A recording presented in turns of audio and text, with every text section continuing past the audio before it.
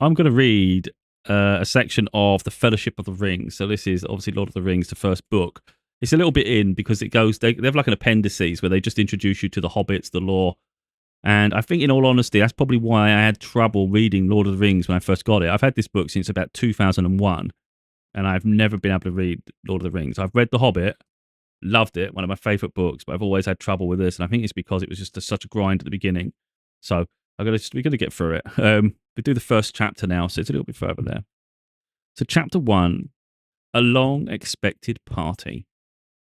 When Mr. Bilbo Baggins of Bag End announced that he would shortly be celebrating his 111st birthday with a party of special magnificence, there was much talk and excitement in Hobbiton.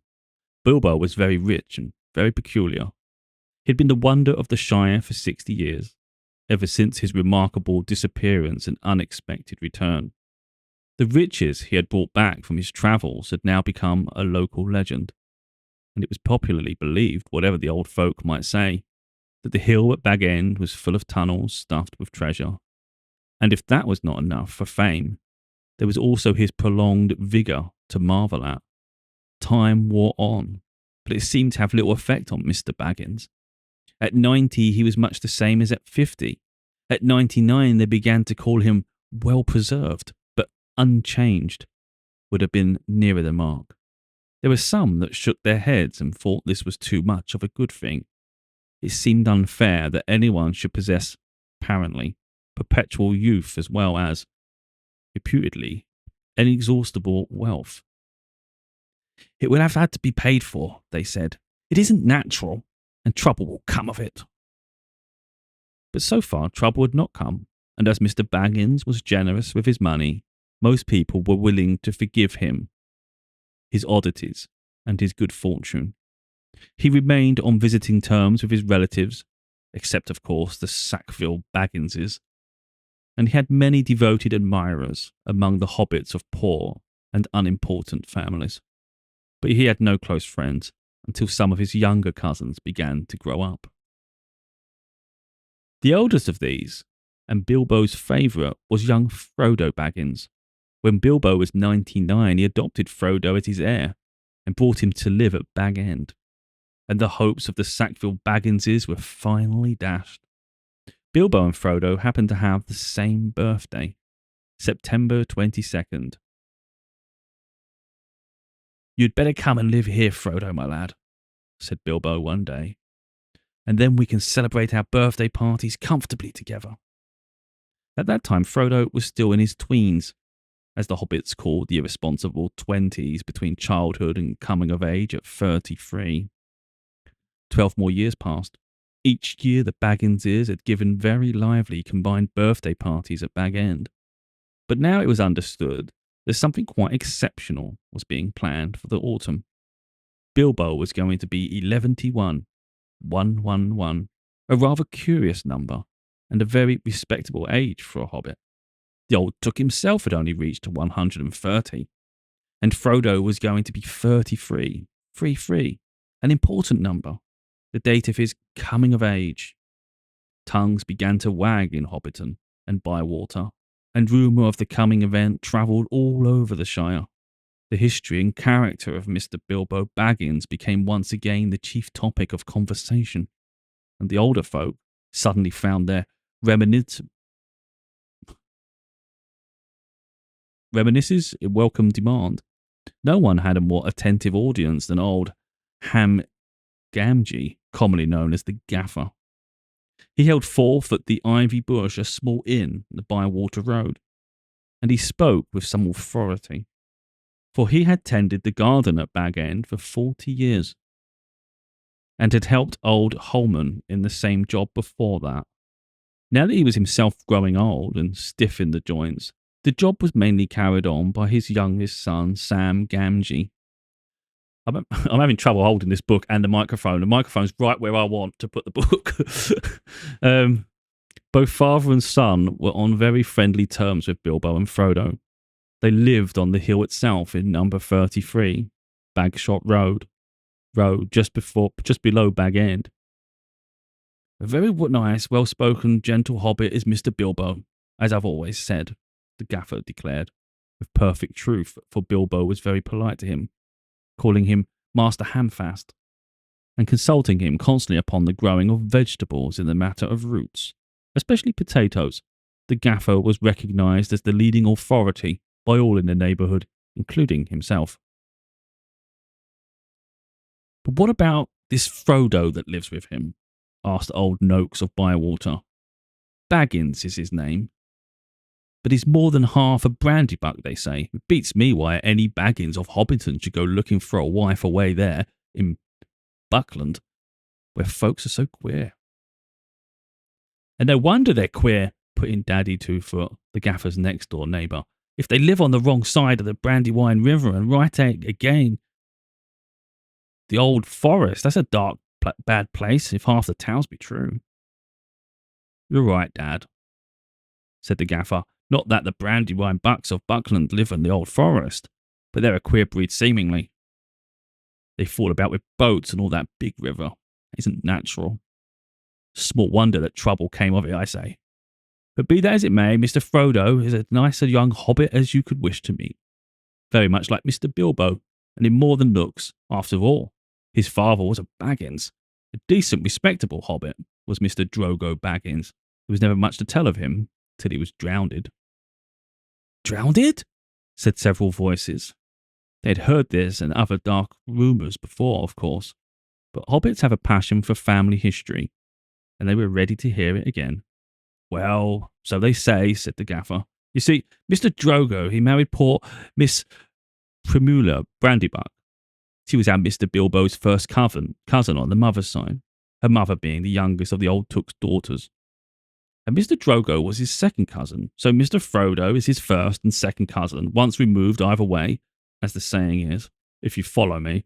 And Mr. Drogo was staying at Brandy Hall with his father-in-law, older Master Gorbodoc, as he often did after his marriage, him being partial to his victuals, and old Gorbodoc keeping a mighty generous table. And he went out boating on the Brandywine River, and he and his wife were drowned, and poor Mr. Frodo, only a child and all. I've heard they went out in the water after dinner in the moonlight, said old Nooks. It was Drogo's waiter sunk the boat. And I heard she pushed him in, and he pulled her in after him, said Sandy Man, the Hobbiton miller. You shouldn't listen to all you hear, Sandy Man, said the gaffer, who did not much like the miller. There isn't no call to go talking of pushing and pulling. Boats are quite tricky enough for those that sit still without looking further for the cause of trouble. Anyway, there was this Mr. Frodo left an orphan and stranded, and you might say, among those queer Bucklanders being brought up anyhow in Brandy Hall. Regular warren by all accounts. Old Master Gorbodoc never had fewer than a couple hundred relations in the place. Mr. Bilbo never did a kinder deed than when he brought the lad back to live among the decent folk. But I reckon it was a nasty shock for those Sackville Bagginses. They thought they were going to get Bag End that time when he went off and was thought to be dead. And then he comes back and orders them off, and he goes on living and never looking a day older, bless him. And suddenly he produces an heir, has all the papers made out proper. The Sackville Bagginses won't never see the inside of a Bag End now, or it is to be hoped not. There's a tidy bit of money tucked away up there, I hear, said a stranger, a visitor on business from Michael Delving in the West Farthing. All the top of your hill is full of tunnels packed with chests of gold and silver, jewels, for what I've heard. Then you've heard more than I can speak to, answered the gaffer. I know nothing about jewels. Mr. Bilbo is free with his money, and seems no lack of it, but I know of no tunnel making. I saw Mr. Bilbo when he come back a matter of 60 years ago when I was a lad. I'd not long come prentice to old Holman, him being my dad's cousin. But he had me up at Bag End, helping him to keep folks from trampling and trespassing all over the garden while the sow was on, and in the middle of it all, Mr. Bilbo comes up the hill with a pony and some mighty big bags and a couple of chests.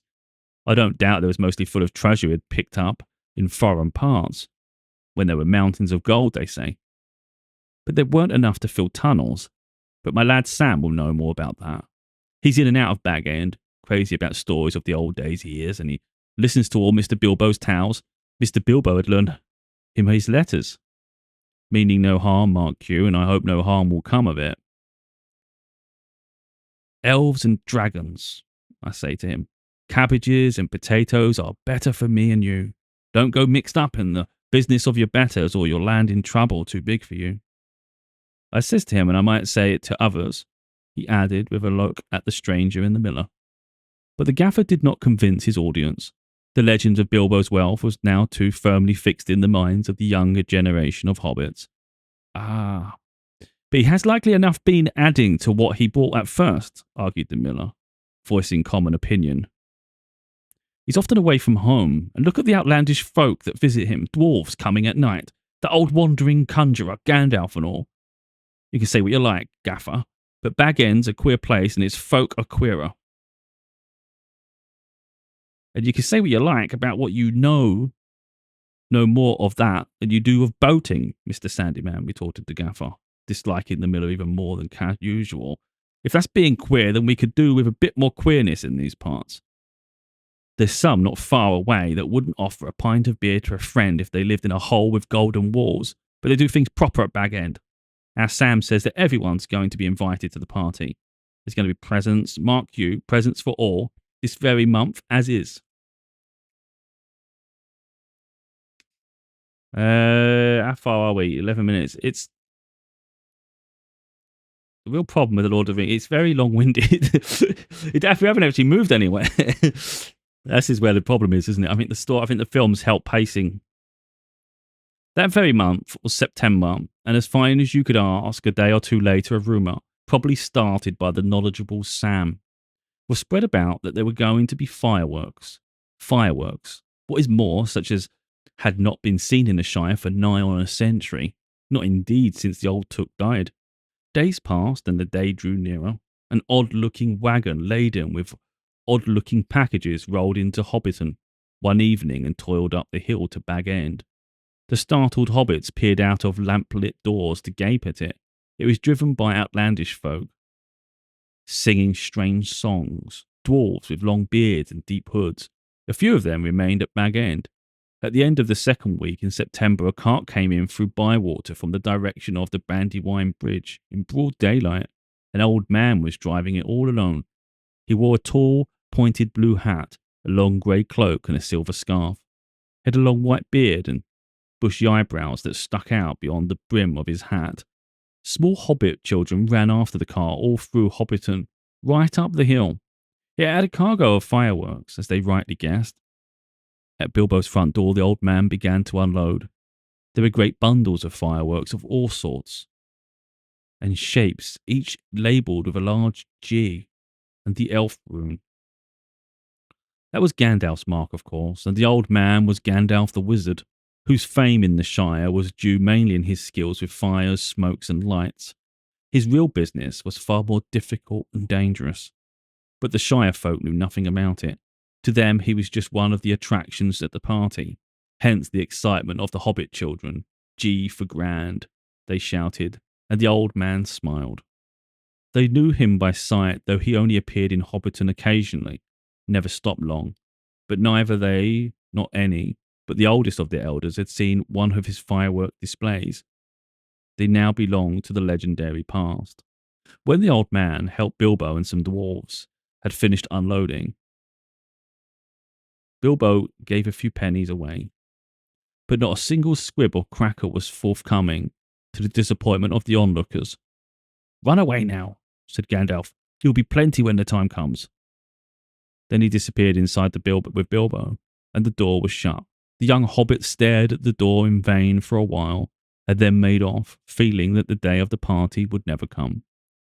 Inside Bag End, Bilbo and Gandalf were sitting at the open window of a small room, looking out west on the garden. The late afternoon was bright and peaceful. The flowers glowed red and golden, snapdragons and sunflowers, and trailing all over the turf walls and peeping in at the round windows. "How bright your garden looks," said Gandalf. "Yes," said Bilbo. "I'm very fond indeed of it and all of the dear old Shire, but I think I need a holiday." You mean to go on with your plan then? I do. I mean, I made up my mind months ago. Haven't changed it. Very well. No good saying anymore. Stick to your plan. Your whole plan, mind. And I hope it will turn out for the best for you, for all of us. I hope so anyway. I mean to enjoy myself on Thursday. And have made little joke. Who will laugh, I wonder, said Gandalf, shaking his head. We shall see, said Bilbo. The next day, more carts rolled up the hill, and still more carts.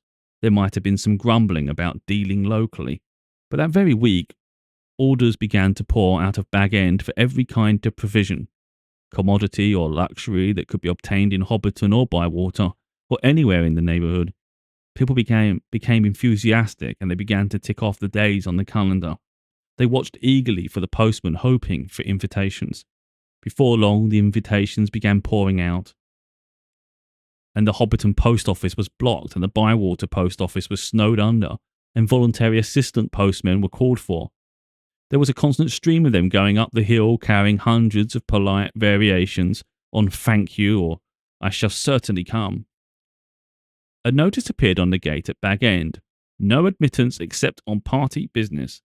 Even those who had or pretended to have party business were seldom allowed inside. Bilbo was busy, writing invitations, ticking off answers, packing up presents, and making some private preparations of his own. From the time of Gandalf's arrival, he remained hidden from view. One morning, the hobbits woke to find the large field south of Bilbo's front door covered with ropes and poles for tents and pavilions. A special entrance was cut into the back, leading to the road, and wide steps and a large white gate were built there. The three hobbit families of Bagshot Row, adjoining the field, were intensely interested and genuinely envied. Old Gaffer Gamgee stopped even pretending to work in his garden. The tents began to go up. There was a especially large pavilion, so big that the tree that grew in the field was right inside it, stood proudly near one end at the head of the chief table. Lanterns were hung on all its branches. More promising still, to the hobbit's mind, an enormous open-air kitchen was erected in the north corner of the field. A draft of cooks from every inn and eating house for miles around arrived to supplement the dwarves and other odd folk that were quartered at Bag End. Excitement rose to its height. Then the weather clouded over. That was on Wednesday, the eve of the party. Anxiety was intense. Then Thursday, September 22nd, actually dawned. The sun got up, the clouds vanished, flags unfurled, and the fun began. Bilbo Baggins called it a party, but it was really a variety of entertainments rolled into one. Practically everybody living near was invited. A very few were overlooked by accident, but as they turned up all the same, that did not matter. Many people from other parts of the Shire were also asked, and there were even a few from outside the borders. Bilbo met the guests and additions as the new White Gate in person. He gave away presents to all and sundry. The latter were those who went out again by a back way and came in again by the gate. Hobbits give presents to other people on their own birthdays. Not very expensive ones as a rule, not so lavishly as on this occasion, but it was not a bad system. Actually, in Hobbiton and Bywater, every day in the year it was someone's birthday, so that every hobbit in those parts had a fair chance of at least one present at least once a week. But they never got tired of them. On this occasion, the presents were unusually good. The hobbit children were so excited that for a while they almost forgot about eating. There were toys the like of which they had never seen before, all beautiful and some obviously magical. Many of them had indeed been ordered a year before, come all the way from the mountain from Dale, and were of real dwarf make. When every guest had been welcomed and was finally inside the gate, there were songs, dances, music, games, and of course food and drink. There were 3 official meals, lunch, tea and dinner, or supper, but lunch and tea were marked chiefly by the fact that at those times all the guests were sitting down and eating together. At other times there were merely lots of people eating and drinking, continuously from 11s until 6:30, when the fireworks started. The fireworks were by Gandalf. They were not only brought by him, but designed and made by him. And the special effects set pieces and flights of rockets were let off by him. But also a generous distribution of squibs, crackers, bacca-rappers, sparklers, torches, dwarf candles, elf fountains, goblin barkers, and thunderclaps. They were all superb. The art of Gandalf improved with age. There were rockets like a flight of scintillating birds singing with sweet voices. There were green trees with trunks of dark smoke, their leaves open like a whole spring, unfolding in a moment. And their shining branches dropped glowing flowers down upon the astonished hobbits, disappearing with a sweet scent just before they touched their upturned faces. There were fountains of butterflies that flew glittering into the trees, pillars of coloured fires that rose and turned into eagles or sailing ships or a phalanx of flying swans. There was a red thunderstorm and a shower of yellow rain.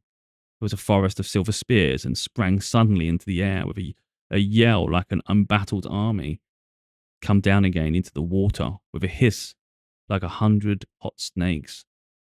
And there was also one last surprise in honour of Bilbo, and it startled the hobbits exceedingly, as Gandalf intended. The lights went out, a great smoke went up. It shaped itself like a mountain seen in the distance, began to glow at the summit. It spouted green and scarlet flames. One flew a red golden dragon, not life-size but terribly lifelike. Fire came from its jaws, his eyes glared down. There was a roar and he whizzed 3 times over the heads of the crowd. They all ducked and many fell flat on their faces. The dragon passed like an express train, turned a somersault, and burst over Bywater with a deafening explosion. "That is the signal for supper," said Bilbo. The pain and alarm vanished at once, and the prostrate hobbits leaped to their feet. There was a splendid supper for everyone, that is, except those invited to the special family dinner party. This was held in the great pavilion with the tree. The invitations were limited to 12 dozen, a number also called by the hobbits one gross, though the word was not considered proper to use of people. And the guests were selected from all the families to which Bilbo and Frodo were related, with the addition of a few special unrelated friends, such as Gandalf. Many young hobbits were included and present by parental permission, for hobbits were easy-going with their children in the matter of sitting up late, especially when there was a chance of getting them a free meal. Bringing up young hobbits took a lot of provender. There were many Bagginses and Boffins, and also many Tooks and Brandybucks. There were various Grubbs, relations to Bilbo Baggins' grandmother, and various Chubbs, connections to his Took grandfather, and a selection of Burrowses, Bulgers, Bracegirdles, Brockhouses, Goodbodies, Hornblowers, and Proudfoots. Some of these were only very distant connections with Bilbo, and some of them had hardly ever seen a Hobbiton before, as they lived in remote corners of the Shire. The Sackville Bagginses were not forgotten. Otho and his wife Lobelia were present. They disliked Bilbo and detested Frodo, but so magnificent was the invitation card, written in golden ink, they'd felt it was impossible to refuse. Besides their cousin, Bilbo had been specialising in food for many years, and his table had a high reputation. All the 134 guests expected a pleasant feast, though they rather dreaded the after-dinner speech of their host, an inevitable item. He was liable to drag in bits of what he called poetry, and sometimes after a glass or two would allude to the absurd adventures of his mysterious journey. The guests were not disappointed. They had a very pleasant feast, in fact an engrossing entertainment, rich, abundant, varied and prolonged. The purchase of provisions fell almost to nothing throughout the district in the ensuing weeks. But as Bilbo's catering had depleted the stocks of most stores, cellars and warehouses for miles around, that did not matter much. After the feast, more or less, came the speech. Most of the company were, however, now in a tolerant mood, at the delightful stage where they called filling up the corners. They were sipping their favourite drinks and nibbling at their favourite dainties, and their fears were forgotten. They were prepared to listen to anything and to cheer at every forced stop. "My dear people," began Bilbo, rising in his place. Here, here, here, they shouted, and kept on repeating it in chorus, seeming reluctant to follow their own advice. Bilbo left his place and went out and stood on a chair under the illuminated tree. The light of the lanterns fell on his beaming face. The golden button shone in his embroidered silk waistcoat. They could all see him standing, waving one hand in the air. The other was in the trouser pocket. My dear Bagginses and Boffins, he began again, and my dear Tooks and Brandybucks, Grubbs, Chubbs, and Brownsies, and Hornblowers and Bulgers, Brace Girdles, Good Bodies, Brockhouses, and Proudfoots. Proudfeet, shouted an elderly hobbit from the back of the pavilion. His name, of course, was Proudfoot, and well merited. His feet were large, exceptionally furry. Both were on the table. Proudfoots, repeated Bilbo. Also, my good Sackville Bagginses, that I welcome back at last to Bag End. Today is my 111th birthday. I'm 71 today. Hooray, hooray! Many happy returns, they shouted, and they hammered joyously on the tables. Bilbo was doing splendidly. This was the sort of stuff they liked, short and obvious. I hope you're all enjoying yourselves as much as I am. Deafening cheers, cries of yes and no. Noises of trumpets and horns, pipes and flutes, and other musical instruments. There were, as had been said, many young hobbits present. Hundreds of musical crackers had been poured. Most of them bore the mark Dow on them, which did not convey much to most of the hobbits, but they all agreed they were marvellous crackers. They contained instruments, small but of perfect make and enchanting tones. Indeed, in one corner, some of the young Tooks and Brandybucks, supposing old Uncle Bilbo to have finished, since he had plainly said all that was necessary, now got up an impromptu orchestra and began a merry dance tune. Master Everin Took and Miss Melilot Brandybuck got on a table and, bells in their hands, began to dance the spring ring. A pretty dance, but rather vigorous. But Bilbo had not finished. Seizing a horn from a youngster nearby, he blew 3 loud hoots. The noise subsided. I shall not keep you long, he cried. Cheers from all the assembly. I have called you all together for a purpose. Something in the way that he said this made an impression. There was almost silence, and 1 or 2 of the Tooks picked up their ears. Indeed, for 3 purposes.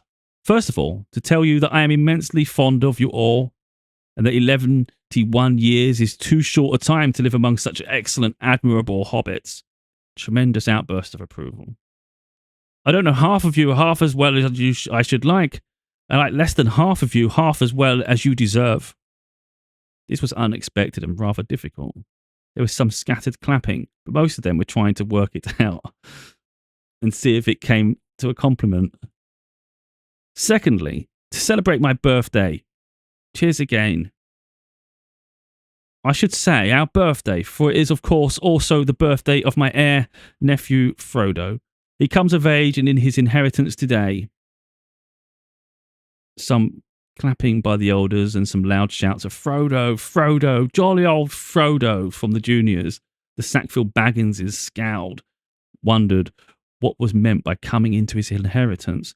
Together we score 144. Your numbers were chosen to fit this remarkable total. 1 gross of, I may use the expression, no cheers. This was ridiculous.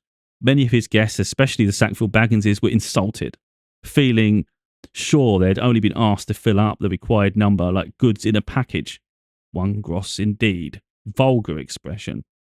Is also, if I may be allowed to refer to ancient history, the anniversary of my arrival by barrel at Esgroth on the Long Lake. Though the fact that it was my birthday slipped my memory on that occasion. I was only 51 then, and birthdays did not seem so important. The banquet was very splendid, however. Though I had a bad cold at the time, I remember, could only say, thank you very much. I now repeat it more correctly. Thank you very much for coming to my little party.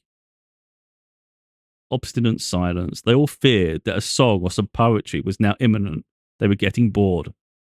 Why couldn't he stop talking and let them drink his health? But Bilbo did not sing or recite. He paused for a moment.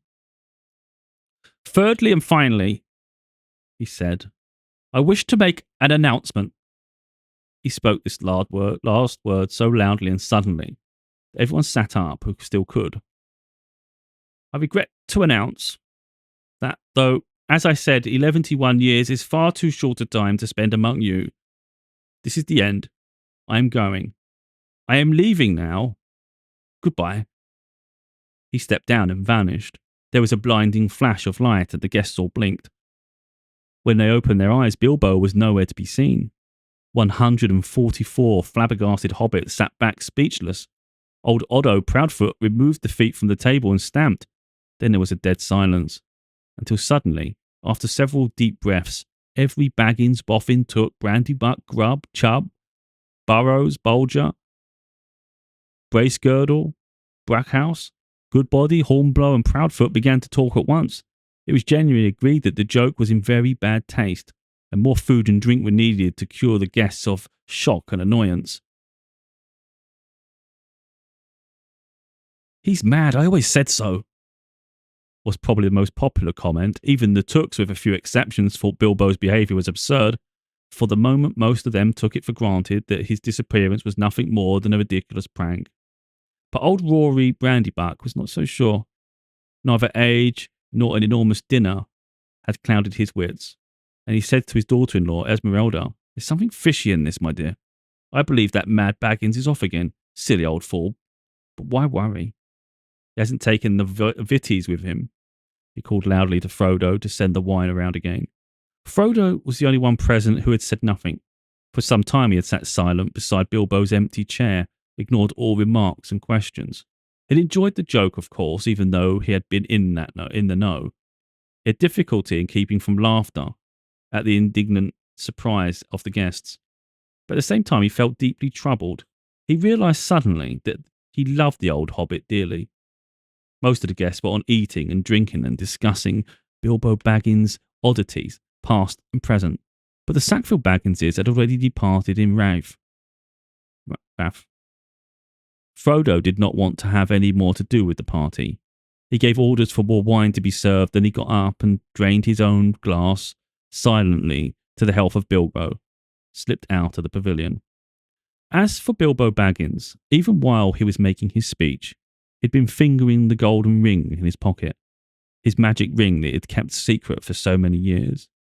As he stepped down, he slipped it on his finger, never seen by any hobbit in Hobbiton again. He walked briskly back to his hole, stood for a moment, listening with a smile to the din in the pavilion and to the sounds of merrymaking in other parts of the field. Then he went in, took off his party clothes, folded up and wrapped in tissue paper, his embroidered silk waistcoat, put it away. Then he put on quickly some old untidy garments, fastened round his waist a worn leather belt, and on it he hung a sword in a battered black leather scabbard. From a locked drawer smelling of mothballs, he took out an old cloak and hood. They'd been locked up as if they were very precious, but they were so patched and weather-stained that their original colour could hardly be guessed. It might have been dark green. They were rather too large for him. He then went into his study, and from a large strong box took out a bundle of wrapped-in old clothes and a leather-bound manuscript, also a large bulky envelope. The book and bundle he stuffed into the top of a heavy bag that was standing there, already nearly full. Into the envelope he slipped his golden ring and its fine chain, and sealed it, addressed it to Frodo. At first he put it on the mantelpiece, but suddenly he removed it and stuck it in his pocket. At that moment the door opened. Gandalf came quickly in. "Hello," said Bilbo. "I wondered if you would turn up." "I am glad to find you visible," replied the wizard, sitting down in a chair. "I wanted to catch you and have a few final words. I suppose you feel that everything has gone off splendidly and according to plan." "Yes, I do," said Bilbo, "though that flash was surprising. It quite startled me, let alone the others. Little addition of your own, I suppose." "It was. You have wisely kept that secret ring all these years. It seemed to me necessary to give your guests something else that would seem to explain your sudden vanishment." and would spoil my joke. You are interfering, old busybody, laughed Bilbo, but I expect you know best as usual. I do, when I know anything, but I don't feel too sure about this whole affair. It's now come to the final point. You've had your joke and alarmed or offended most of your relations. I've given the whole Shire something to talk about for 9 days, or 99 more likely. Are you going any further? Yes, I am. I feel I need a holiday, a very long holiday. As I've told you before, probably a permanent holiday. I don't expect I shall return. In fact, I don't mean to. Made all arrangements. I am old, Gandalf. I don't look it, but I am beginning to feel it in my heart of hearts. Well preserved, indeed. Oh, wait a minute. That's confusing.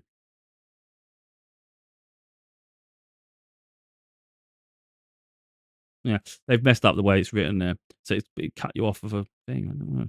Why I feel all thin, sort of stretched, if you know what I mean. Like butter that has been scraped over too much bread. That can't be right. I need a change or something. Gandalf looked curiously and closely at him. No, it does not seem right, he said thoughtfully. No. After all, I believe your plan is probably the best. Well, I've made up my mind anyway. I want to see mountains again, Gandalf. Mountains. And then find somewhere where I can rest. In peace and quiet, without a lot of relatives prying around and string of confounded visitors hanging on the bell.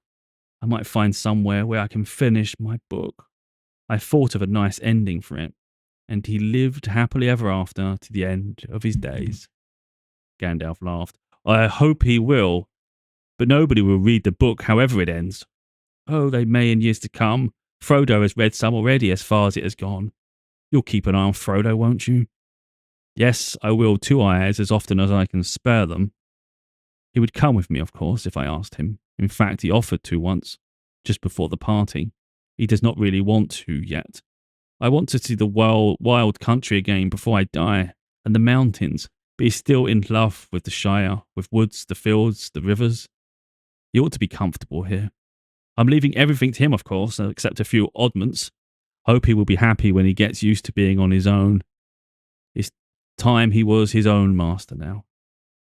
Everything, said Gandalf. The ring as well. You agreed to that, you remember. Well, yes, I suppose so, stammered Bilbo. Where is it? In an envelope, if you must know, said Bilbo impatiently. There on the mantelpiece. Well, no. Here it is in my pocket.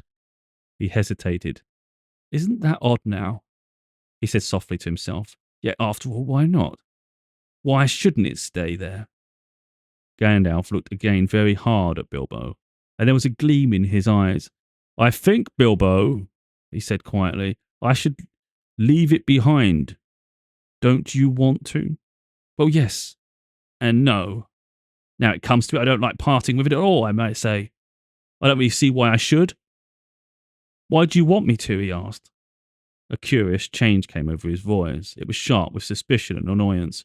You're always badgering me about my ring, but you have never bothered me about the other things that I got on my journey. No, but I had to badger you, said Gandalf. I wanted the truth. It was important. Magic rings are, well, magical. They are rare and curious. I was professionally interested in your ring, you may say, and I still am. I should like to know where it is, if you go wandering again. Also, I think you have had quite long enough. You won't need it anymore, Bilbo, unless I'm quite mistaken. Bilbo flushed, and there was an angry light in his eyes. His kindly face grew hard. Why not? He cried.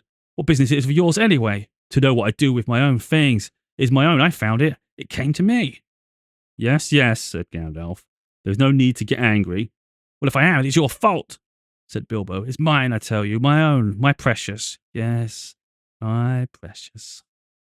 The wizard's face remained grave and attentive, and only a flicker in his deep eyes showed that he was startled and indeed alarmed. It's been called that before, he said. Not by you.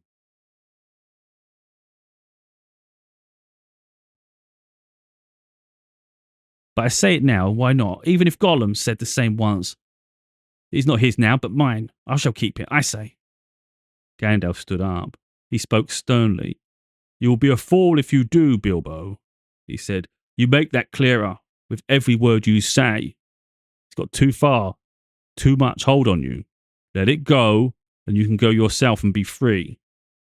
"I'll do as I choose, and I'll go as I please," said Bilbo obstinately. Now, my dear hobbit," said Gandalf. "All your long life we have been friends. You owe me something. Come, do as you promised. Give it up."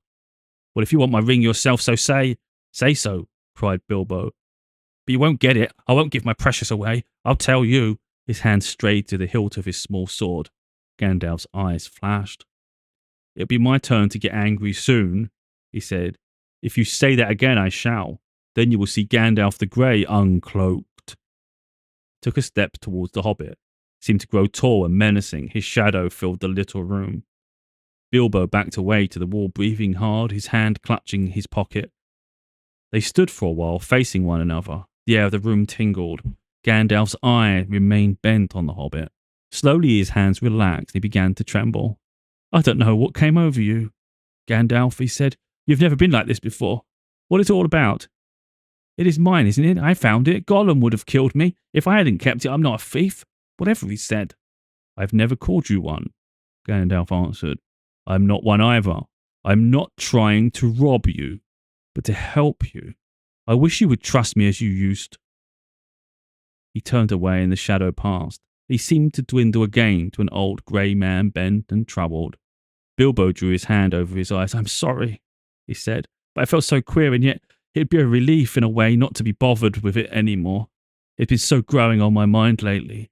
Sometimes I felt it was like an eye looking at me.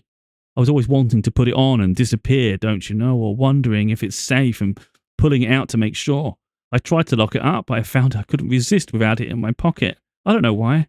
I don't seem able to make up my mind." "Then trust mine," said Gandalf. "It is quite made up.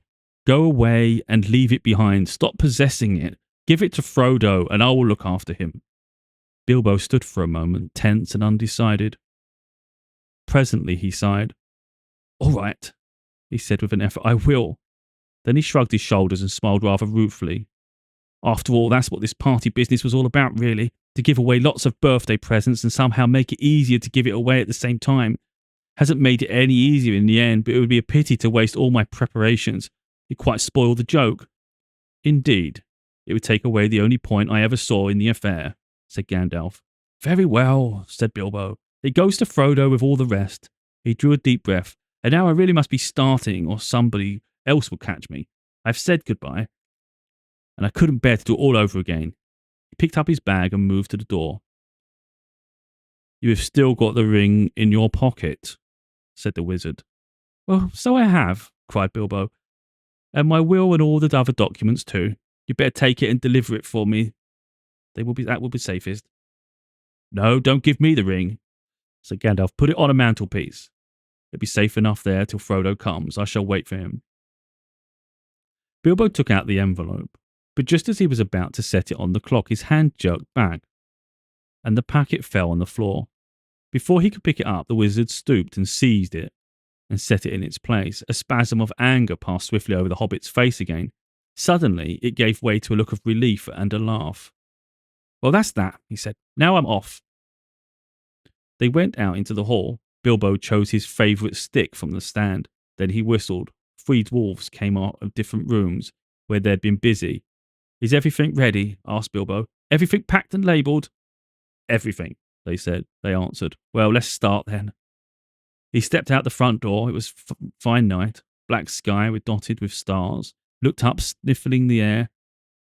What fun to be off again. Off on the road with dwarves. This is what I have been longing for years. Goodbye, he said, looking at his old home and bowing to the door. Goodbye, Gandalf. Goodbye for the present, Bilbo. Take care of yourself. You are old enough and perhaps wise enough. Take care? I don't take care. Don't you worry about me. I'm as happy now as I have ever been, and that is saying a great deal. But the time has come. I am being swept off my feet at last, he added. And then in a low voice, as if to himself, he sang softly in the dark. The road goes over and on, down from the door where it began. Now far ahead, the road has gone, and I must follow if I can, pursuing it with eager feet until it joins some larger way, when many paths and errands meet, and whither then I cannot say. He paused, silent for a moment. Then, without another word, he turned away from the lights and voices in the fields and tents, followed by his three companions, went round into the garden, trotted down the long, sloping path. He jumped over a low place in the hedge at the bottom and took to the meadows, passing into the night like a rustle of wind in the grass.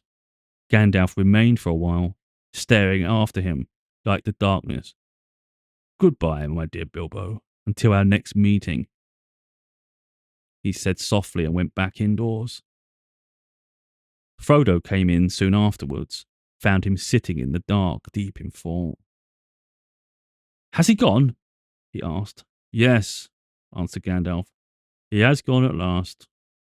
I hoped until this evening that it was only a joke," said Frodo, "but I knew in my heart that he really meant to go. He always used to joke about serious things. I wish I'd come back sooner just to see him off.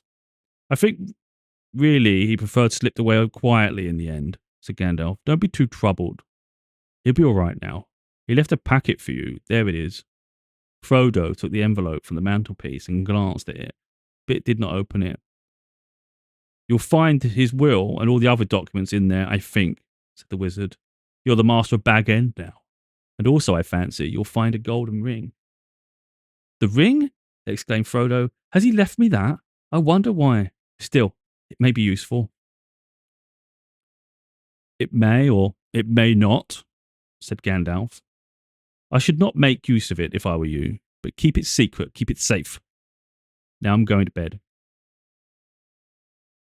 Yeah, these books are not easy to read. The speech is always a hard thing as well because you never know who the hell's going to talk. And it's really hard to keep up with the voices personally. Um, that's really where trouble. Oh, my arms ache. That's been a trouble. The one thing I did notice there though was the fireworks scene because is it Poppin? I can't remember all the names. Pippin.